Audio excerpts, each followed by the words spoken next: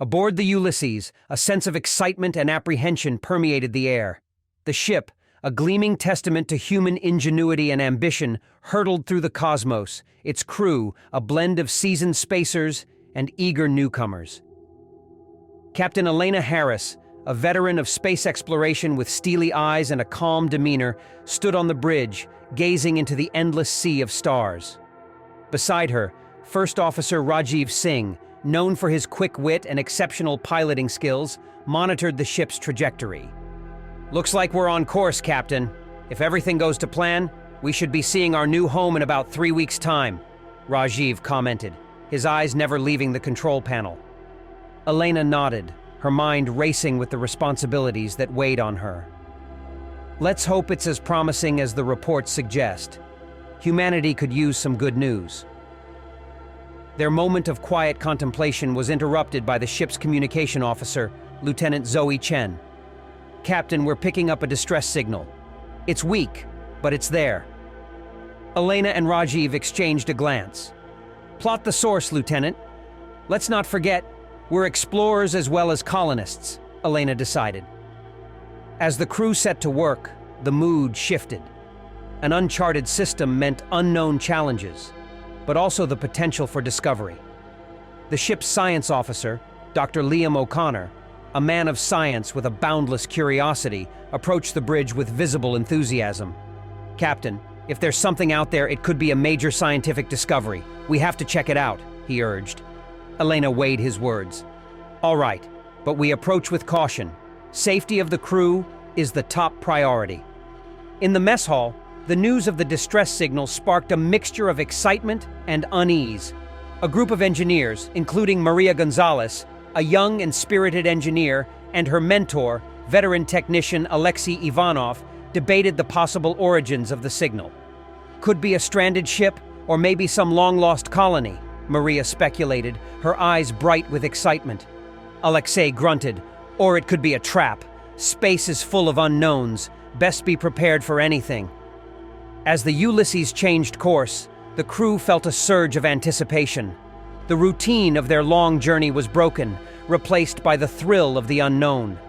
In the recreation area, 2 younger crew members, Jake and Emma, sat playing a game of chess, their conversation light but tinged with nervous energy. "You think we're going to find aliens?" Emma asked half-jokingly, moving her pawn. Jake laughed. "At this point, I wouldn't be surprised by anything." As the ship neared the signal's source, a sense of foreboding grew. The stars seemed to dim, and the darkness of space felt more oppressive, as if the cosmos itself were warning them of what lay ahead. Captain Harris, standing resolute on the bridge, gave the order to slow their approach. The crew, each lost in their own thoughts about what they might find, prepared for what was to come. The Ulysses, a beacon of human hope and curiosity, sailed onward, drawn inexorably toward the mysterious signal as the void of space watched in silent anticipation. The Ulysses approached the source of the distress signal, a desolate planet orbiting a dim star that emitted an eerie, almost unnatural light. The planet itself seemed to absorb the little light that reached it, giving it a somber, foreboding appearance. On the bridge, Captain Harris and her crew were the first to lay eyes on this shadowed world. "Looks like night never ends down there," muttered Rajiv, peering at the planet through the viewport. Elena nodded, her expression serious. "Prepare for orbital insertion. Let's see what secrets this place is hiding." In the science lab, Dr. O'Connor and his team were abuzz with activity, analyzing the preliminary data streaming in from the planet. "The atmosphere is thin, but breathable. Signs of ruins, possibly a long-dead civilization," he reported, his voice a mix of excitement and caution. Maria, overhearing this, couldn't hide her enthusiasm. "Ruins? Imagine what we could learn from them," she exclaimed to Alexei, who was checking his toolkit. Alexei, ever the pragmatist, replied, "And imagine what dangers they might hold. We're not archaeologists, Maria." The crew's excitement was palpable as they prepared for the landing. Teams were formed for the initial reconnaissance mission. Elena selected a balanced group of scientists, security personnel, and engineers, including Maria and Alexei. As they geared up, Jake, a member of the security team, tried to lighten the mood. "So, who's betting we find an alien treasure trove down there?" he joked, checking his weapon. His partner, Emma, rolled her eyes. "I'll settle for getting back to the ship without any mysterious alien diseases. Thank you very much." The descent to the planet's surface was tense but uneventful. The landing party found themselves in a vast canyon, dwarfed by towering walls of rock that seemed to absorb even more of the already scarce light. The air was chilly and still, as if the planet itself was holding its breath. The ruins were more extensive than anticipated. Crumbling structures and strange monolithic stones were scattered as far as the eye could see. The architecture was unlike anything known to humanity, with unsettling non-Euclidean geometries that played tricks on the eyes. Dr. O'Connor, leading the exploration of the ruins, couldn't contain his fascination. "Look at these symbols, these designs. They're ancient, yet so advanced." Maria, examining a bizarre, spiraling pillar, agreed. "It's like they were built by a civilization that understood the universe in a way we can't even imagine." As they delved deeper into the ruins, a sense of unease began to grow. Shadows seemed to move just beyond the corner of their eyes, and the air grew colder. Rajiv, in constant communication with the team from the ship, couldn't shake a feeling of dread. "Be careful down there," he warned. "This place gives me the creeps, even from up here." The team's unease turned to alarm when they found the source of the distress signal. It was an ancient, alien device, its purpose unclear, emitting a weak, pulsating light. Around it were the remnants of a campsite, long abandoned. Alexei examined the device carefully. "This doesn't look like it was built by the same people who built these ruins. It's much newer, but still decades old at least." As the sun began to set, casting long, dark shadows over the ruins, the team decided to return to the ship. The mystery of the planet had only deepened, and the feeling that they were not alone was impossible to shake off. Back on the Ulysses, the crew gathered to discuss their findings. The atmosphere was one of cautious intrigue, mixed with an undercurrent of fear. What secrets did this dark planet hold? And who or what had sent the distress signal from this forsaken place? The answers, they knew, lay hidden in the shadows of the ruins, waiting to be uncovered. Back aboard the Ulysses, the exploration team debriefed in the ship's main conference room. The dim, flickering images of the planet's surface projected on the screen cast eerie shadows across their faces. Those structures, they're not just old, they're ancient, predating any known civilization by millennia, Dr. O'Connor explained, his eyes reflecting the strange symbols they had encountered. Maria leaned in, her curiosity piqued. "But who built them? And why did that distress signal lead us here?"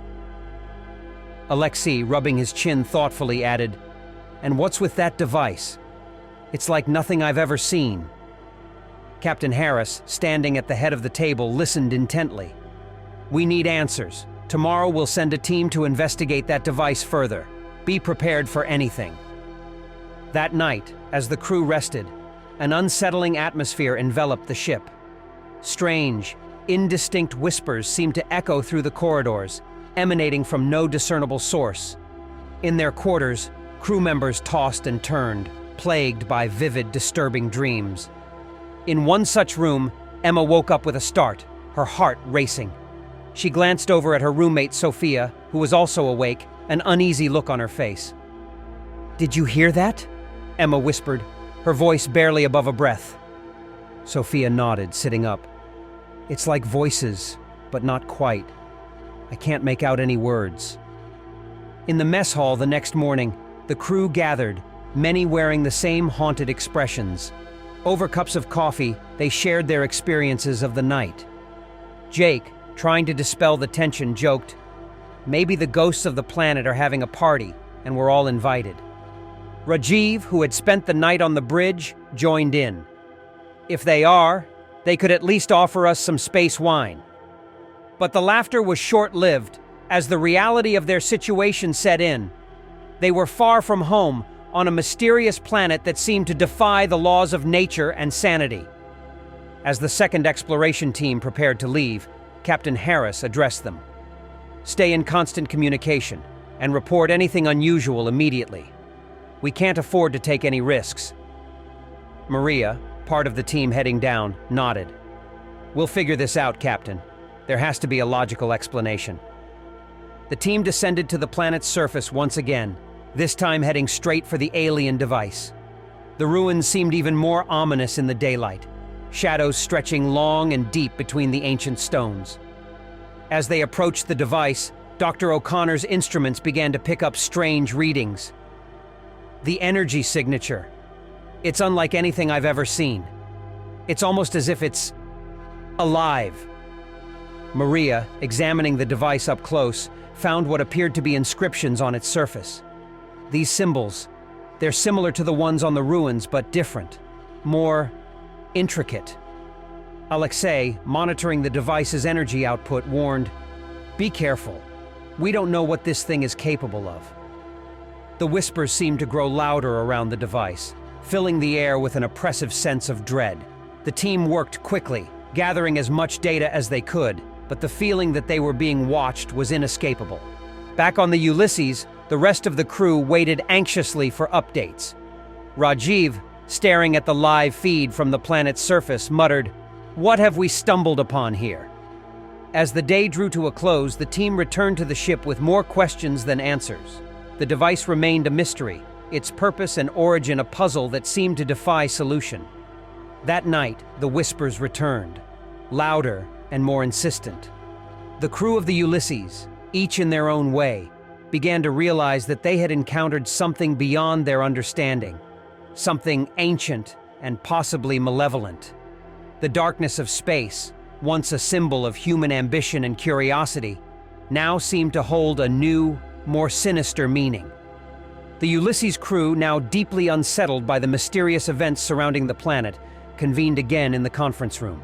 The air was thick with tension, the previous night's whispers and unnerving dreams still fresh in their minds. "We need to figure out what's going on here," Captain Harris asserted, her voice firm despite the unease.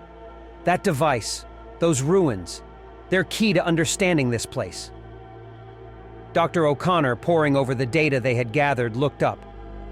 "There's something else. We detected faint life signs during our last sweep, not from the ruins, but from a different location."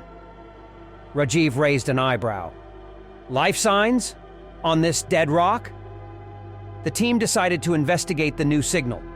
Preparing for the expedition, Maria, Alexei, and a few others geared up, their conversations laced with a mix of scientific curiosity and apprehension.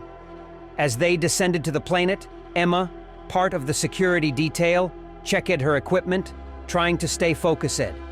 "I just hope whatever's out there is friendlier than whatever's been whispering to us at night," she half-joked to Jake. Jake, loading his weapon, replied, "At this point, I'm not sure which scares me more, finding someone or finding no one." The source of the life signs led them to a secluded valley, hidden behind a series of towering rock formations. As they cautiously made their way through the narrow pass, the crew stumbled upon a startling scene. A group of robed figures gathered around a strange, flickering fire. The crew paused, taking cover.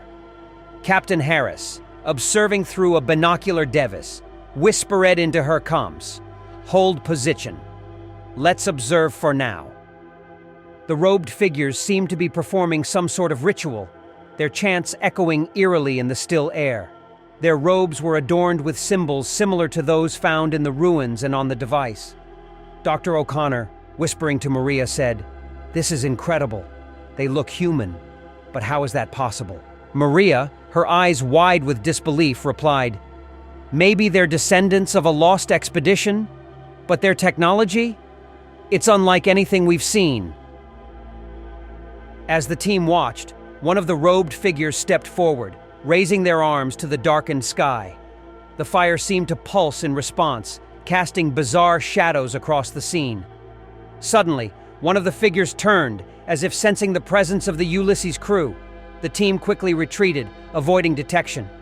Back on the ship, The revelation of the cult sent shockwaves through the crew. In the mess hall, as they gathered for a hurried meal, the conversation was dominated by the discovery. "Who are they? And what are they doing here?" Emma asked, her voice tinged with fear. Jake, trying to cut through the tension, quipped, "Maybe they're just really into cosplaying." But his joke fell flat, the gravity of the situation weighing heavily on everyone's mind. In a private meeting, Captain Harris discussed the next course of action with her senior officers. "We need to establish communication with them, find out who they are, what they want." Rajiv, looking at the star map, mused, "This place is a mystery wrapped in an enigma. But one thing's for sure, we're not alone in the universe anymore." That night, the whispers returned, more insistent than ever. The crew of the Ulysses lay awake in their bunks, each lost in their own thoughts about the mysterious cult and the secrets they held. The feeling that they were on the brink of a momentous discovery was palpable, but so was the fear of what that discovery might entail. The unknown depths of the universe, once a source of wonder, now seemed to harbor unseen dangers and unfathomable horrors. The next day, the atmosphere on the Ulysses was charged with a mix of apprehension and fascination. Captain Harris had decided to send a small team to attempt communication with the mysterious cult, hoping to unravel the enigma of their presence.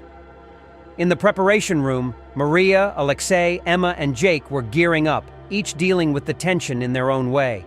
Maria, checking her equipment, tried to keep the mood light. "Maybe they'll invite us to their barbecue. I saw that fire from yesterday. Looked cozy." Alexei, always the more serious one, adjusted his tools. "Let's just hope they're the friendly type of cult, not the sacrifice the outsiders type." As they approached the cult's location, the team maintained radio silence, moving with caution. The valley seemed different in the daylight, the ominous chanting from the night before now just a memory. They found the cultists in the midst of what appeared to be a ritual. The robed figures were arranged in a circle, their chanting rhythmic and hypnotic. In the center of the circle, the strange fire from before burned, its flames casting an unnatural light. Hiding behind a rock formation, Emma whispered into her comms, "Captain, we have visual. They're in the middle of some kind of ceremony." Captain Harris's voice came through the earpiece, steady and calm. "Observe and report. Do not engage unless necessary." The team watched as the ritual intensified. The cultists' chanting grew louder, and the air around them seemed to shimmer with an unseen energy. Jake, watching through binoculars, muttered, "This is some Indiana Jones-level stuff here. Creepy and fascinating at the same time." Suddenly, the ground began to tremble slightly, and a low hum filled the air. The cultists seemed to be reaching a crescendo in their ritual. Dr. O'Connor, back on the ship and monitoring the situation, spoke up over the comms. "The energy readings are spiking. Whatever they're doing, it's having an effect on the environment." Maria, her eyes fixed on the ritual, felt a chill run down her spine. "It's like they're trying to summon something, or someone." The ritual reached its peak, and for a moment, everything seemed to stand still. Then, the fire in the center of the circle erupted into a towering inferno, casting a blinding light over the valley. The team shielded their eyes, and when they looked again, the fire had died down, but the air was filled with a sense of expectancy, as if something had been awakened. "Team, return to the ship," Captain Harris ordered. "We need to regroup and figure out our next move." As they retreated, Emma looked back at the cultists, who were now standing motionless, staring at the sky. "What did we just witness?" she wondered aloud. Back on the Ulysses, the crew gathered to discuss the day's events. The mood was one of unease. The ritual they had witnessed defied logical explanation. Rajiv, breaking the silence, said, "We're dealing with forces we don't understand. We need to be careful." The captain nodded in agreement. "We'll keep a safe distance for now. Monitor their activities and gather as much information as we can." That night, as the crew tried to rest, the whispers returned, louder and more insistent than before. It was as if the ritual had stirred something, not just on the planet, but within the ship itself. The crew of the Ulysses, facing the unknown, braced themselves for what was to come.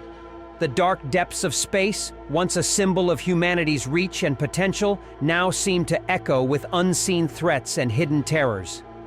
In the following days, the atmosphere aboard the Ulysses grew increasingly tense. The crew was on edge, their experiences on the planet and the eerie whispers at night taking a toll on their nerves. Captain Harris convened a meeting with her senior staff to discuss the escalating situation. "We need to maintain order and focus," she stated firmly. "This situation is challenging, but we cannot let fear take over." Rajiv, looking over the latest data from the planet, added, "We're picking up more of those energy spikes. Whatever that ritual did, it's having a lasting effect." As the crew went about their duties, small groups gathered, whispering and casting glances over their shoulders. Emma, patrolling the corridors with Jake, couldn't help but notice the change. "Feels like we're in a pressure cooker," she remarked quietly. "Everyone's on edge." Jake, checking a panel, nodded. "Yeah, and I don't like it. Paranoia in a place like this can only lead to trouble." Their concerns were soon realized. Reports of minor altercations among the crew began to surface, and Captain Harris was forced to increase security measures. In the mess hall, Maria and Alexei witnessed one such confrontation. Two crew members were heatedly arguing, their voices rising in anger. "This is getting out of hand," Maria said, watching the scene with concern. "It's like the stress is getting to everyone." Alexei, his expression grave, replied, "It's not just stress. Something's affecting us. Something from that planet." The situation deteriorated further when it was discovered that a small faction within the crew was secretly communicating with the cultists.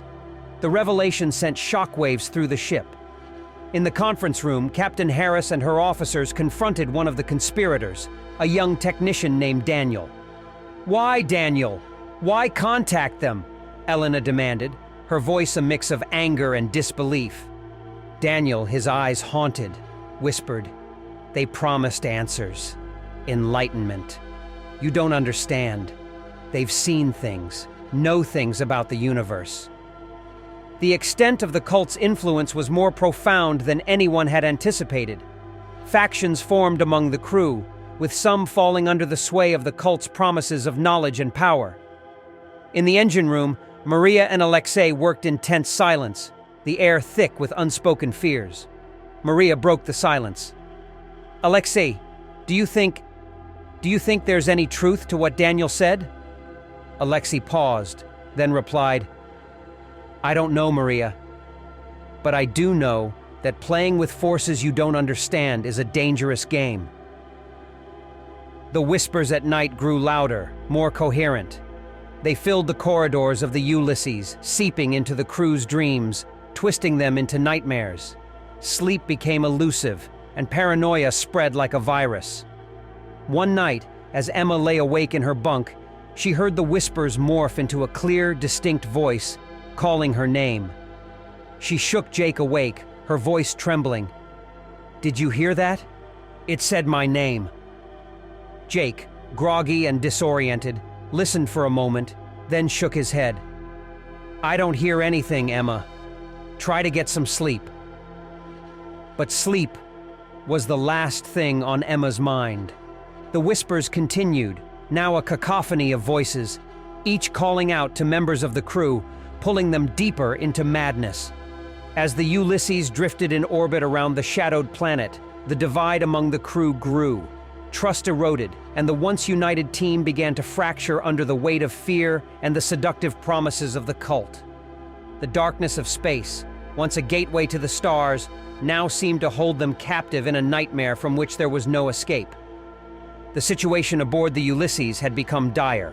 The crew, once unified in their mission, were now divided and on the brink of mutiny. Captain Harris, struggling to maintain order, called an emergency meeting with her senior officers. "We have to regain control," Elena asserted, her voice steady despite the chaos. "This ship, our mission, depends on it." Rajiv, looking over the latest scans, added with concern, "There's more. The star, it's behaving oddly.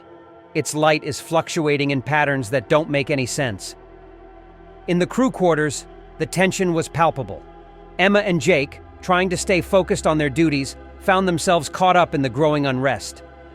"This is nuts," Emma whispered as they patrolled the corridor. "It's like the whole ship is coming apart at the seams." Jake, checking his weapon, replied grimly, "We need to stick together, keep our heads down. It's going to get worse before it gets better." The whispers that had plagued the crew now seemed to emanate from the very walls of the ship, growing louder and more insistent. Some crew members claimed to see visions. Others spoke in languages unknown to them. In the mess hall, Maria and Alexei sat in silence, their meals untouched. Maria broke the silence, her voice low. "Do you think it's the star? That it's affecting us somehow?" Alexei, staring into his coffee, answered, "Maybe. Or maybe it's something on that planet. Whatever it is, it's beyond our understanding." As the star's light pulsed and flickered, strange phenomena began to occur throughout the ship. Electronic systems malfunctioned, lights flickered, and the temperature fluctuated wildly. Dr. O'Connor, monitoring the anomalies, reported to Captain Harris, "It's like the laws of physics are being rewritten. I can't explain it." Captain Harris, faced with an increasingly desperate situation, made a decision. "We need to get away from this star, this planet. Prepare for immediate departure." But as the crew attempted to initiate the departure sequence, they discovered that the ship's navigation systems were unresponsive, as if held in place by an unseen force. In the engine room, Maria and Alexei worked frantically to restore control. "It's like we're fighting against the ship itself," Maria exclaimed, wiping sweat from her brow. Alexei, adjusting a panel, muttered, "Or something much bigger than the ship." On the bridge, the situation was no better. Rajiv, attempting to pilot manually, found the controls unresponsive. "It's no use, Captain. We're stuck." As the star continued its ominous pulsation, a sense of doom settled over the Ulysses. The crew, now realizing the gravity of their situation, were gripped by fear and despair. In the quiet of her quarters, Captain Harris reflected on their plight. The mission, once filled with hope and promise, had turned into a nightmare. The dark star, a sinister presence looming over them, seemed to mock their struggles, a reminder of the unfathomable mysteries and dangers of the cosmos. The Ulysses, once a vessel of exploration and discovery, was now a prison, trapped in the orbit of a star that defied understanding, its crew teetering on the edge of madness and despair. The whispers, once just a disturbing background noise, had become a chorus of doom, echoing the crew's deepest fears and darkest thoughts. The darkness of space, once a canvas of endless possibilities, was now a void of terror and uncertainty, holding them in its unyielding grasp. The situation aboard the Ulysses had reached a critical point. The crew, once driven by a mission of exploration, were now ensnared in an unfolding nightmare.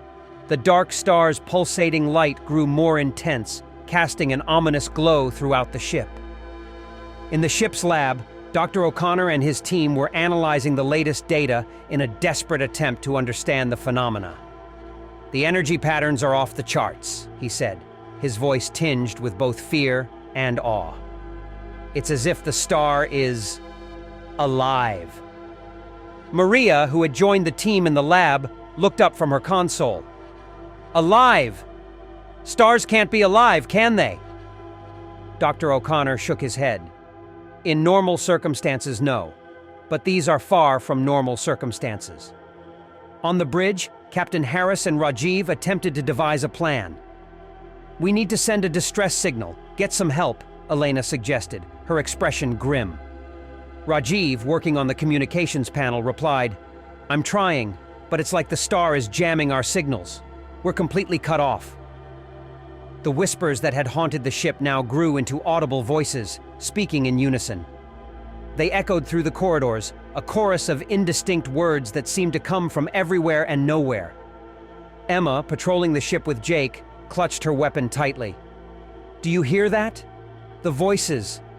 They're getting louder." Jake, his face pale, nodded. "It's like they're inside my head. I can't shut them out." As the crew struggled with their growing fears, the star's light suddenly intensified, bathing the Ulysses in a blinding radiance. Then, as suddenly as it had flared, the light extinguished, plunging the ship into darkness. Emergency lights flickered to life, casting a dim red glow. The crew, momentarily stunned, tried to regain their bearings. In the silence that followed, a new sound emerged, a deep, resonant hum that vibrated through the ship's hull. It grew louder, more insistent, until it was all they could hear. Then, without warning, an entity of unimaginable horror materialized outside the ship.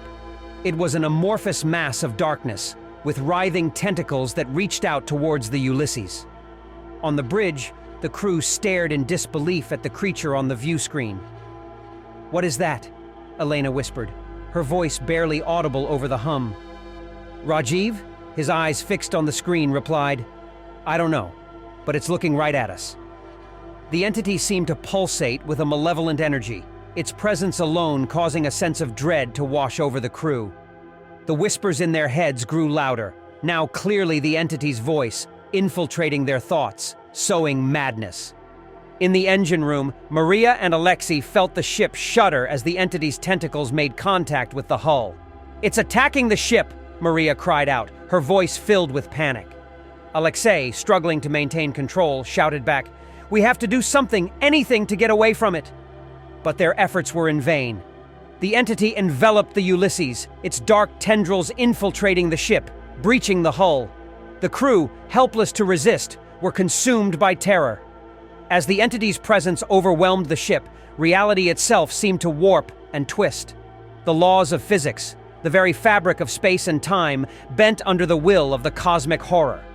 The Ulysses, once a symbol of humanity's reach into the stars, was now a plaything in the grasp of an ancient, malevolent force. The crew, driven to the brink of madness, could only watch in horror as the entity began to consume their ship, their hopes, and their sanity. The darkness of space, once a frontier to be explored, had revealed its true nature, a vast, uncaring void, home to terrors beyond human understanding. Chaos reigned aboard the Ulysses. The entity's malevolent influence had seeped into every corner of the ship, its dark tendrils corrupting both mind and matter. The once disciplined crew were now shadows of their former selves, their sanity slipping away under the entity's unrelenting assault. In the dimly lit corridors, Emma and Jake, their faces gaunt and eyes haunted, moved cautiously, trying to avoid the other crew members who had succumbed to madness. "Remember when our biggest problem was a malfunctioning coffee machine?" Emma said, trying to cut through the oppressive atmosphere with a hint of humor. Jake managed a weak smile. "Yeah, good times." They stumbled upon a group of crew members who were huddled together, muttering incoherently. The whispers of the entity had taken root in their minds, driving them to the brink of insanity. "Stay clear of them," Jake warned, gripping his weapon tighter. "There's no reaching them now." In the mess hall, what was once a place of camaraderie and relaxation had turned into a scene of despair. Maria and Alexei sat at a table, their food untouched, surrounded by crew members lost in their own tormented worlds.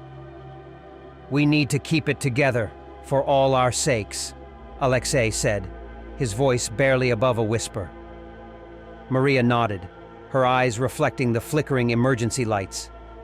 "But how? We're trapped here with that thing." On the bridge, Captain Harris and Rajiv faced their own nightmare. The entity's presence had warped the ship's controls, making them unresponsive. The view screen showed only the writhing mass of darkness outside. "We have to try something, anything," Elena said, her voice strained with desperation. Rajiv, frantically working at the console, replied, "I'm trying, Captain, but it's like fighting a ghost. Nothing's working."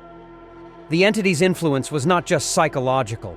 The very structure of the ship began to warp and distort, the walls bending in impossible ways, the air thick with an oppressive energy. Dr. O'Connor in the lab watched in horror as his instruments gave readings that defied explanation. "It's rewriting reality," he muttered to himself. "We're at the mercy of a god." As the crew struggled to maintain their sanity, the entity began to manifest physically within the ship. Dark, shadowy forms appeared, moving through the corridors, their shapes shifting and changing, a physical manifestation of the crew's deepest fears. In the engine room, Maria and Alexei confronted one such manifestation. It loomed over them, a mass of darkness with no discernible form. "Stay back!" Alexei shouted, grabbing a tool as a makeshift weapon. But the entity was intangible, its form dissipating and reforming, unaffected by their attempts to fight it. The crew, once united in their mission to explore the stars, were now isolated, each battling their own demons, both real and imagined. The Ulysses, a ship of science and discovery, had become a prison of terror and madness, its crew lost in a nightmare from which there was no waking. As the entity continued its relentless assault, the fabric of the ship and the minds of its crew frayed and tore. The darkness of space, once a vast expanse of potential and wonder, was now an abyss of horror, its depths echoing with the whispers of an ancient, malevolent force. The Ulysses, a testament to human ambition and curiosity, was now a testament to the folly of reaching into the unknown, where unspeakable horrors lurked, waiting to be awakened. The end was near for the crew of the Ulysses. The entity had consumed the ship, both physically and spiritually. Reality itself seemed to be unraveling at the seams, with the laws of physics bending to the will of the cosmic horror. In the remnants of the bridge, Captain Harris and Rajiv faced the inevitable. The view screen showed nothing but the swirling mass of the entity, a nightmare made manifest. Elena, her voice a shadow of its former authority, said, "We have one last card to play. A self-destruct sequence. It might not destroy it, but we can at least try to stop it from reaching Earth." Rajiv, his hands trembling as he worked the controls, replied, "It's a long shot, Captain, but it's better than doing nothing." In the corridors, Emma and Jake moved with a purpose, their mission clear. "Let's get to the escape pods. It's our only chance," Emma said, her voice tinged with desperation. Jake, checking his weapon, responded, "I never thought it would end like this." They encountered Maria and Alexei on their way, the engineer duo having the same idea. "The escape pods are this way," Maria said, pointing down a twisting corridor that seemed to shift and change before their eyes. Alexei, his face set in grim determination, added, "Let's stick together. It's our best shot." The ship groaned and shuddered around them, the entity's presence warping the very metal of the hull. The air was thick with a sense of impending doom. In the engineering bay, the self-destruct sequence was initiated. Captain Harris spoke into the ship-wide comms, her voice steady despite the chaos. "To all remaining crew, this is Captain Harris. We're initiating the self-destruct sequence. Get to the escape pods. It's been an honor serving with all of you." The message was met with static, the entity interfering with the communications. But the crew understood. It was time to abandon the ship. As they made their way to the escape pods, the reality around them continued to warp. The corridors stretched and twisted, the walls pulsating with a life of their own. Emma, leading the group, suddenly stopped, her eyes wide with terror. Before them stood a manifestation of the entity, a towering figure of darkness, its form shifting and changing. "There's no way around it," Jake said, raising his weapon. But Maria stepped forward, her voice firm. "No, we don't need to fight it. We need to understand it. It's fear. It's all fear." The figure seemed to pause, its form flickering. Alexei, joining Maria, added, "We're not afraid of you. You can't control us." The figure shimmered and then dissolved, allowing them passage. The group continued, their resolve strengthened. They reached the escape pods, the last refuge in a ship overrun by madness and horror. As they prepared to launch, they looked back at the Ulysses, once a symbol of humanity's reach into the stars, now a tomb. The pods launched, hurtling away from the ship. As they did, the Ulysses exploded behind them, a bright flare in the darkness of space. But as they drifted away, They saw the entity, unharmed by the explosion, expanding, its tendrils reaching out into the void. In the pods, the survivors looked out at the expanding horror, a sense of despair washing over them. They had escaped the Ulysses, but the entity was still out there, a darkness waiting in the depths of space. The story ended not with triumph, but with a somber realization. The cosmos was vast and uncaring, home to wonders and horrors beyond human comprehension. The Ulysses, a mere speck in the grand scheme of the universe, had brushed against something ancient and malevolent and paid the price. The darkness of space, once a frontier to be explored, was now a reminder of the limits of human understanding and the dangers of reaching into the unknown. The whispers of the entity, though silenced for now, echoed in the survivors' minds, a haunting reminder of their brush with the cosmic horror.